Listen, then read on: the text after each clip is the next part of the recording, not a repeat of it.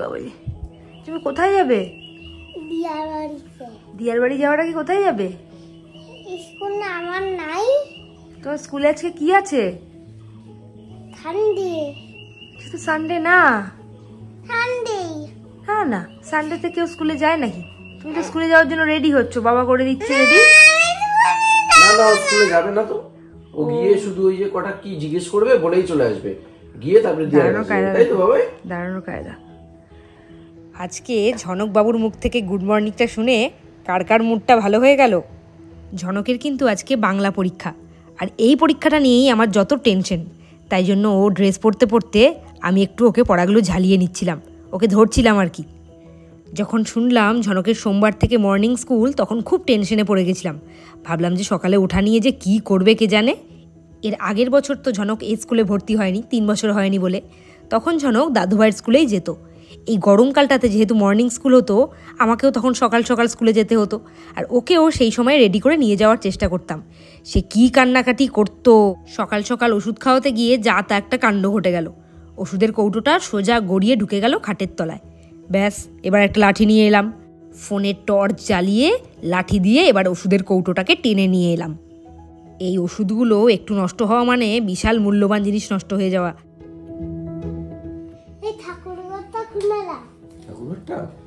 ঠাকুর নাম করবে,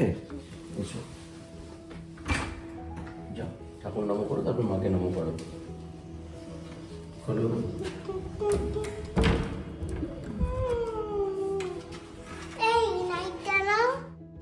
ছেলের কি ঠাকুরে ভক্তি দেখেছো? গতকাল বলেছিলাম যাও প্রণাম করে আসো ঠাকুরকে, আজকে নিজের থেকেই বলছে ঠাকুর ঘরে একটু লাইটটা জ্বালিয়ে দাও। এই দেখো, এবার নিজে নিজেই প্রণাম করতে চলে এসেছে।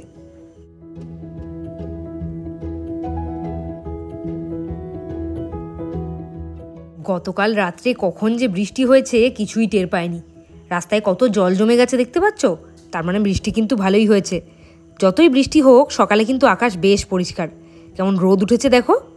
এবার ঝনককে স্কুলে যাওয়ার পালা, আর বাইরে তো বেশ ঠান্ডা, তাই জন্য হেলমেটটা পরিয়ে দিতে বললাম। রাকেশ যেদিনকে এই হেলমেটটা কিনে নিয়ে এসেছিল, সেদিনকে আমি ভেবেছিলাম বাবা এইটুকু বাচ্চারা ওরা হেলমেট কিনেছে, কি দরকার ছিল কে জানে। কিন্তু এখন দেখছি হেলমেটটা কিন্তু বেশ কাজের। আসলে রাকেশ যখন ঝনককে নিয়ে যায়, ও সামনে বসে, বেশ সেফটি মেনটেন করার জন্য হেলমেটটা পরানো খুব দরকার। যেই সমস্ত বাচ্চারা বাইকে একা একা বসতে পারে, তাদের জন্য কিন্তু হেলমেটটা খুবই প্রয়োজনীয়। এইবারে ঝনক বুড়োটা আমাকে টাটা দিয়ে স্কুলে চলে গেল পরীক্ষা দিতে, আর আমি চলে যাই এবার কাজে।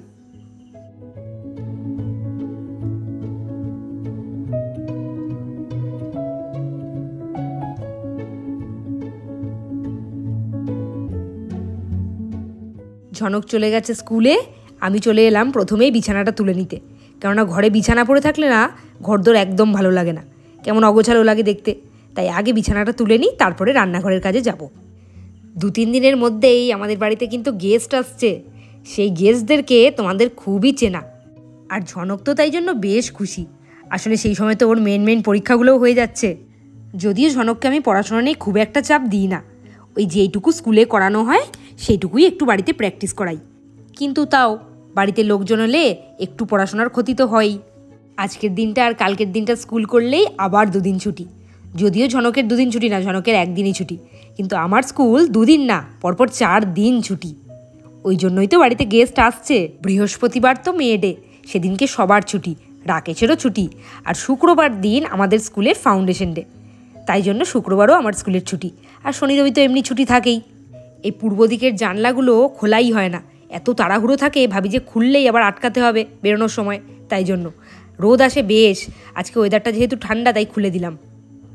তোমাদেরকে সেদিন বললাম না, এই সপ্তাহটা মর্নিং স্কুল হচ্ছে ঠিকই ঝনকের, কিন্তু ওয়েদার খুব ভালো না। এত ঠান্ডা, কালকে রাত্রে কখন বৃষ্টি হয়েছে বুঝতে পারিনি।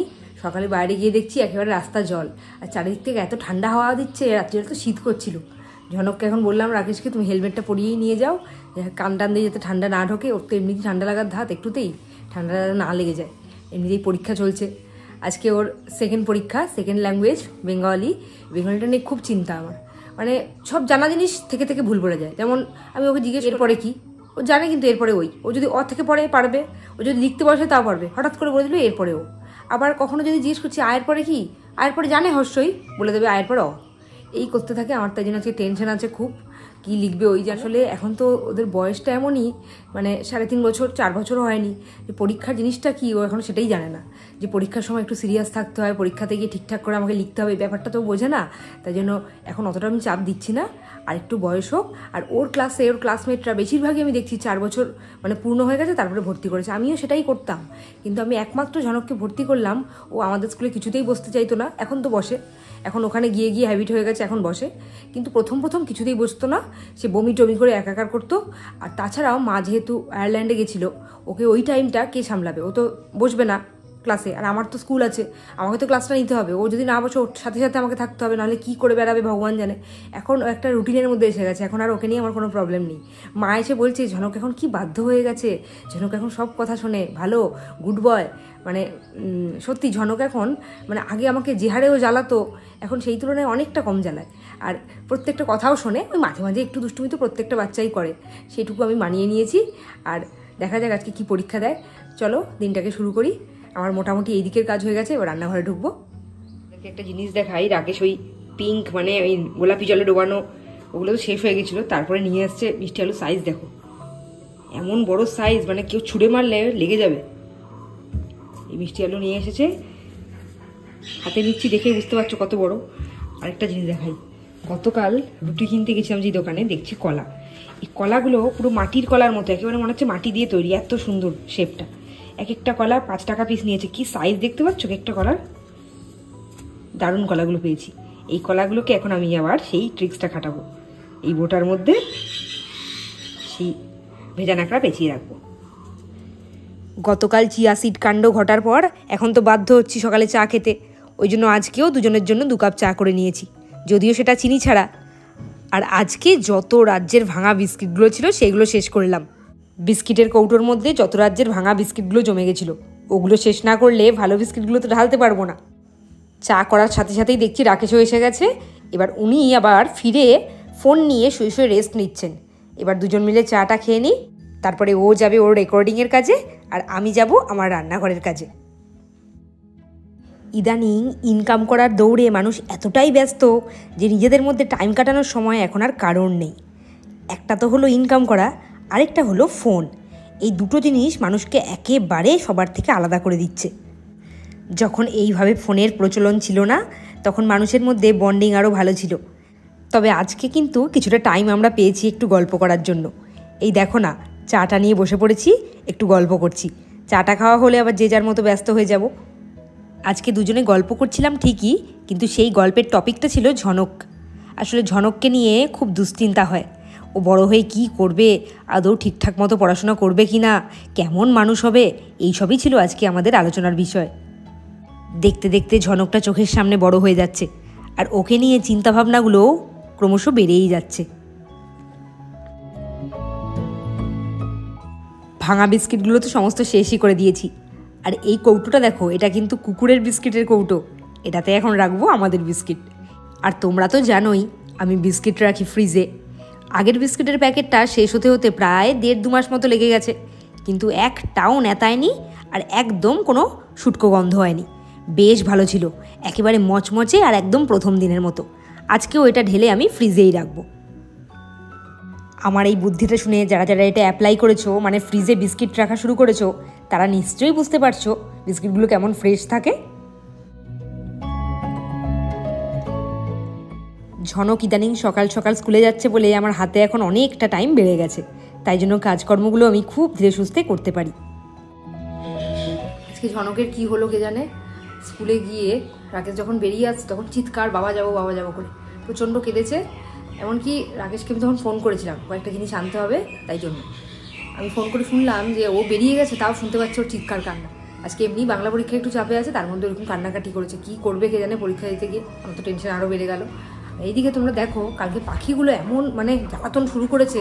রাত্রিবেলা ফেরার পর দেখছি যে এই ট্রে লাইট আছে, ট্রে লাইটের থেকে লাইটের চেনটা পুরো ঝুলছে এরকম করে। এখানটা তো নোংরা করে রাখেই সারাদিন, এরকম অবস্থা, মানে পরিষ্কার করে দিয়ে যাচ্ছে গীতা দিয়ে, সাথে সাথে নোংরা। আমি যে কতবার ঝাড় দিচ্ছি তার কোনো ঠিক ঠিকানা নেই। মানে লাইট কেটে দিচ্ছে, লাইট ছিঁড়ে দিচ্ছে, নোংরা মুখে করে করে পোকা নিয়ে এসে এদিক ওদিক ফেলছে, মানে একেবারে তছনছ করে দিচ্ছে বারান্দাটা। কী করে এগুলোর থেকে যে মুক্তি পাওয়া যাবে কে জানে, ভগবান জানে। সারাটা দিন আমরা তো থাকি না, যা দরজা বন্ধ থাকে, দরজা খোলা থাকলে হয়তো ঘরের মধ্যেও ঢুকে যেত, দরজা বন্ধ থাকে বলে বারান্দাটুকুর মধ্যে ওরা মানে আবদ্ধ আছে, ওইটুকুর মধ্যেই ওরা তছনছটা করছে। প্রচণ্ড জ্বালাতন করছে পাখিগুলো, শুনতেই পাচ্ছ শব্দ পাখির, সারাটা দিন চলছে এইসব। পয়লা বৈশাখের সময় যে কারি কারি শপিং করা হয়েছিল, সেই শপিংয়ের ব্যাগটা দেখলাম যে পড়েই আছে। আমারটা আর ঝনকেরটা তো আমি তুলেই দিয়েছিলাম, রাকেশেরটা পড়েই ছিল। আসলে ওর জামা আলমারিতে আর ধরছে না, আমার মতোই অবস্থা। আমি তো কয়েকটা জামা বাতিল করে জামাগুলোকে কোনো রকমে ঢুকিয়েছি, আর উনি তো ওইসব করবেন না। আবার যদি জামাগুলো আমি বাতিল করে দিই সেটাতেও হাজারটা কথা শোনাবে। তাই আমি ভেবেছিলাম ও তাহলে নিজের কাজটা নিজেই করুক। আজ প্রায় 1 মাস হতে চললো, দেখলাম ব্যাগটা সেম জায়গায় সেম অবস্থায় পড়ে আছে, তোলার কোনো নামই নেই। মানে নতুন জামাগুলো ধুলো পড়ে নোংরা হয়ে যাচ্ছে। বাধ্য হয়ে তাই আজকে আমি এই কাজটা নিয়ে বসলাম, হাতে একটু সময় ছিল বলে। জামা কাপড় যে কটা বাতিল করার বাতিল করলাম, আর যেই কটা ঢোকানোর সেই কটা ঢোকালাম। এর মধ্যে 2টো ঝনকেরও নতুন জামা ছিল। এই জামাগুলো যে আছে আমি ভুলেই গেছিলাম। আজকে এটা গোছাতে গিয়ে ভালোই হলো, ঝনকের জামাগুলোও পেয়ে গেলাম। আলমারিতে ওই নতুন জামাগুলো ঢোকাতে গিয়ে আমার ঠিক পোষালো না ওই রকম করে ঢুকিয়ে, তাই সমস্ত কিছু নামালাম, নামিয়ে যেইগুলো বাতিল করার সেগুলো বাতিল করলাম, আর যেগুলো ঢোকানোর সেগুলো ঢোকালাম। এরপরে স্নান সেরে রাকেশকে খেতে দিলাম, নিজেরও খাওয়া হয়ে গেছে, টিফিনও গুছিয়ে দিয়েছি। এবার চলে এসেছি রেডি হতে। তাড়াহুড়ো করে রেডি হলে কি হবে, বেরোনোর সময় ঠিক একটা না একটা কারণে দেরিই হয়ে যায়। আজকে কি কারণে দেরি হয়েছে জানো? রেডি হয়ে সমস্ত ব্যাগপত্র গুছিয়ে নিয়ে বেরিয়ে গেছি প্রায় রাস্তা অবধি। বাইকে উঠতে যাব, তখন দেখছি ফোনটাই নিইনি। ব্যাস, তখন আবার হয়ে গেল দেরি। দরজা খুলে ওপরে এলাম, ফোন নিয়ে আবার দরজা বন্ধ করে গেলাম, তারপরে বেরোলাম। সময়ের চাপে একেবারে বাঁধা পড়ে গেছি, একটু এদিক থেকে ওদিক হতে পারি না। মানে ঘড়ি ধরে চলতে হয় আমাকে, ঘড়ির থেকে একটু নিস্তার নেই আমার।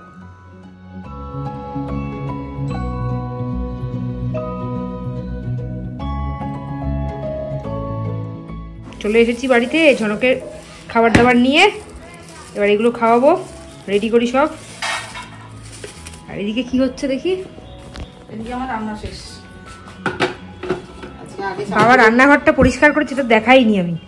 মা আসবে বলে ঘষে রান্নাঘর একেবারে নতুনের মতো করে দিয়েছে। আমি এইদিকে ঝনকের খাবার রেডি করছি, আর উনি দেখছি দিয়ার কোলে বসে বেশ আদর খেতে শুরু করে দিয়েছে। আর তার সাথে বলছে আজকে এক্সামে কি কি এসেছিল। কি কীর্তি ঘটেছে শোনো, হাসি যাচ্ছে আবার রাগ হচ্ছে। আমি আর মায়ের ফোন খুঁজছি, মা ফোন খুঁজে পাচ্ছে না অনেকক্ষণ ধরে, প্রায় 10-15 মিনিট ধরে ফোন খুঁজছি। কোথায় শোনো, মার ফোনে ফোন করেছি, করে কখনো ফ্রিজের ভেতর খুঁজছি, কখনো আলমারির মধ্যে খুঁজছি, ঠাকুর ঘরে গিয়ে খুঁজছি, পাচ্ছি না খুঁজে। কোথায় গেলাম, এসে একবার মায়ের ফোনটা দেখেছি, এখন ফোন করেছি, বাবা বলছে আমি জানি না। তারপরে বলছে দিয়া আছে, তারপরে বলছে এই আমি ভুল করে মায়ের ফোনটা নিয়ে চলে এসেছি। অবস্থাটা ভাবো, সেই ভুল করে নিয়ে চলে গেছে, আর আমরা সারা দুনিয়ায় ঘুরে বেড়াচ্ছি।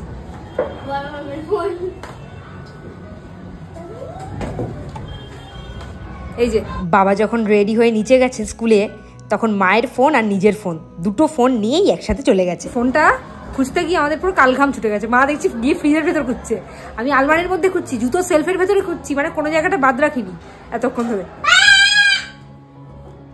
স্কুলে এসে গেছি, সামনেই তো রবীন্দ্র নজরুল জয়ন্তী, সেদিনকে প্রোগ্রাম আছে, এই জন্য বাচ্চাদেরকে রিহার্সেল করাচ্ছি। আর এরা এত অবাধ্য, কোনো দিনও খাতা আনে না, ওই জন্যই কান ধরে দাঁড় করিয়েছি কয়েকজনকে। আর এই সময়টা তো ঝনকবাবু দাদুভাইয়ের স্কুলে একটু আসে, আর তার সাথে চেরি সোনাও এসেছে আজকে। ওই দেখো, সারাটা দিন এতটাই ব্যস্ততার সাথে কাটে না, দিনগুলো কিভাবে হুশ করে চলে যাচ্ছে ঠিক বুঝেই উঠতে পারছি না।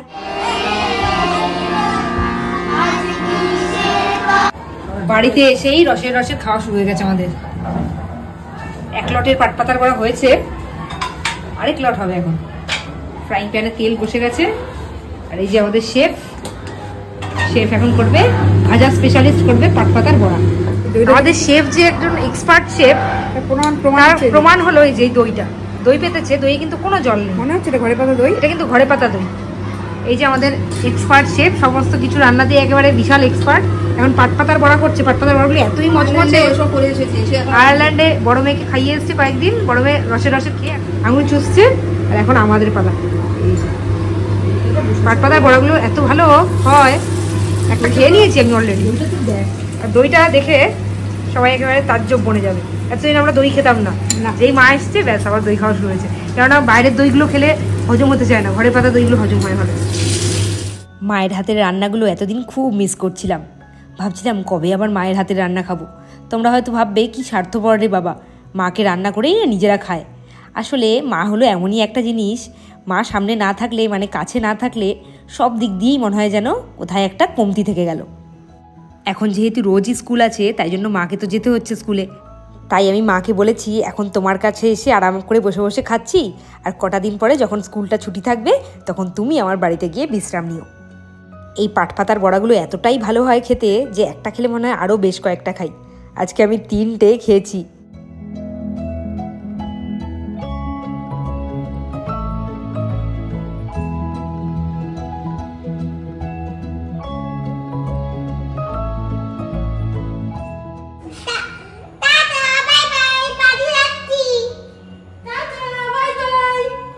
রিয়াকে বলে দাও নামো। সন্ধে হয়ে গেছে, তখন আমাদের বাড়ি যাওয়ারও সময় হয়ে গেছে। প্রথমে একটু ঝনক বেশ বায়না করছিল বাড়ি যাবে না বলে। আসলে আমার ঝনক শোনাটা এখন খুব ভালো হয়ে গেছে, একটু বোঝানোর পরেই বুঝে গেছে বাড়ি যেতে হবে। এই যে নিচে এসে এবার বাবার আদর খাচ্ছে উনি।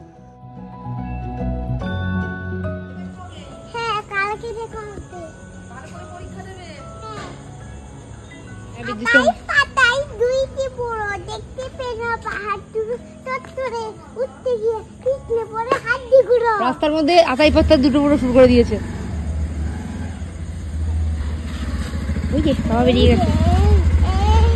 এইবারে আমরা এসেছিলাম একটু ফুচকার দোকানে, আর ঝনক ফুচকার দোকানে এলেই তো এই করতে থাকে। ফুচকা তো কিছুই খায় না, ওই ফুচকাটাকে নিয়ে ফুটো করবে, জিভ দিয়ে চাটবে, এই করতে থাকে একভাবে।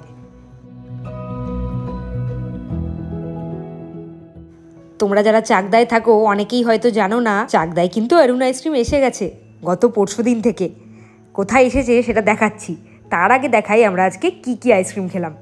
ফুচকাটা স্পন্সর করেছে রাকেশ। ফুচকা কিন্তু আজকে অনেক খেয়েছি, 20-40 টাকার ফুচকা খেয়েছি, তারপরে আবার দই ফুচকাও খেয়েছি। আর এই আইসক্রিমটা আজকে স্পন্সর করছি আমি। ম্যাঙ্গো ফ্লেভারের আইসক্রিমটা যা খেতে ছিল না, দুর্দান্ত।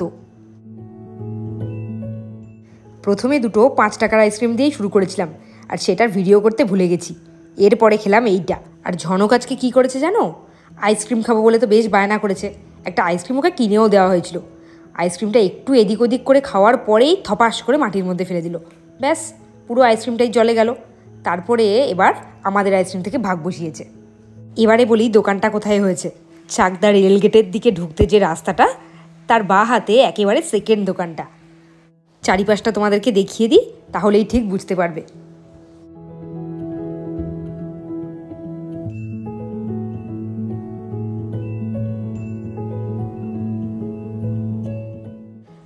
ঝনকের যেহেতু আগামীকাল অঙ্ক পরীক্ষা, আজকে তো মঙ্গলবার ছিল বলে পড়তে যাওয়া ছিল না, বাড়িতে এসেই তাই জন্য ওকে একটু প্র্যাকটিস করাতে বসালাম। ইচ্ছে মোটেই ছিল না, একটু জোর করাতে তবেই বসলো। 2 3 4 5 লেখো লেখো লেখো লেখো, কাইট কটা আছে? 5। এই পাশ থেকে শুরু করতে হয়, 5টা এই পাশ থেকে শুরু করতে হয়। এই ছেলেটা আজকে 5 লিখতে গিয়ে আমাকে খুব জ্বালিয়েছে, বারবার উল্টো লিখে দিচ্ছে। তারপরে আমি ওকে এক পাতা শুধু 5 লিখিয়েছি। রাত্রে সমস্ত কাজ ছেড়ে ফেলেছি। ঝনক এখন স্কুলে গিয়ে এমন একটা সুন্দর হ্যাবিট তৈরি হয়েছে, আর মর্নিং স্কুল হয়ে আরও ভালো হয়েছে। রাত্রিবেলা ওখান থেকে আসার পরে পড়াশোনা করলো কিছুক্ষণ আমার কাছে, তারপরে খাইয়ে দিলাম, খেয়ে একটু তো ফোন দেখেই। তারপরে একবার বলাতে সমস্ত রাত্রের কাজকর্ম সেরে ফ্রেশ হয়ে শুয়েও পড়েছে আর ঘুমিয়েও পড়েছে। মাত্র 11টা বেজেছে, এর মধ্যেই ঘুমিয়ে পড়েছে। আসলে সকালে 6টার সময় যেহেতু উঠছে, টায়ার্ড থাকছে খুব, আর দুপুরের ঘুমটা অতটা ডিপ হচ্ছে না, যেহেতু চেরি থাকছে, মিমি থাকছে, ওর তো মজা, ভেতরে একটা মজা, ঘুমটা তাড়াতাড়ি ভেঙে যাচ্ছে। ওই জন্য দুপুরবেলা যেহেতু বেশি ঘুম হচ্ছে না, তাই রাত্রিবেলা তাড়াতাড়ি করে ঘুমিয়ে পড়ছে, একেবারে গুড বয় হয়ে গেছে। আর আমি সমস্ত কাজ ছেড়ে ফেলেছি, সবার খাওয়া দাওয়া হয়ে গেছে আমাদের। এবার আমি একটু এডিটে বসবো, আর রাকেশকে বলবো শুয়ে পড়তে, কারণ ও যেহেতু 6:30টার সময় ওঠে, ওর এমনিতে সকালবেলা ওঠার অভ্যেস কোনোদিনই ছিল না, ও রাত করে শোয়া অভ্যেস আর একটু বেলা করে ওঠা অভ্যেস। এখন ঝনককে যেহেতু দিয়ে আসতে হচ্ছে, তাই জন্য তো তাড়াতাড়ি উঠে পড়তে হচ্ছে, আর রাত্রিবেলা ঘুম আসছে না, আর সকালবেলা উঠতে পারছে না, তাও এখন জোর করে সেটাই করতে হচ্ছে, কিছু করার নেই। তাই জন্য এখন ও খাওয়া হয়ে গেছে, শুয়ে পড়বে, শুয়ে পড়তেই হবে, 11টা বাজে, আর 6:30টার আগেই উঠতে হবে, 6:30টায় যেহেতু বেরোতে হবে, 6টায় উঠতে হবে, 7 ঘন্টা তো ঘুম দরকার। আমি তো দুপুরবেলা একটু ঘুমাতে পারি, তো সেটাও হয় না যেহেতু অফিসে থাকে। গতকাল রাত্রিবেলা কি বৃষ্টি হয়েছে ভগবান জানে। দেখো কি হারে ব্যাং ডাকছে, থেমে গেল। যেই এলাম সাথে সাথে থেমে গেল। আর বাইরে এই ফুল গাছটার পাশে এলে এত সুন্দর গন্ধ ছাড়ে। আজকে তাহলে ব্লগটা এখানেই শেষ করি, আবার কালকের ব্লগে দেখা হবে। Good night, tata.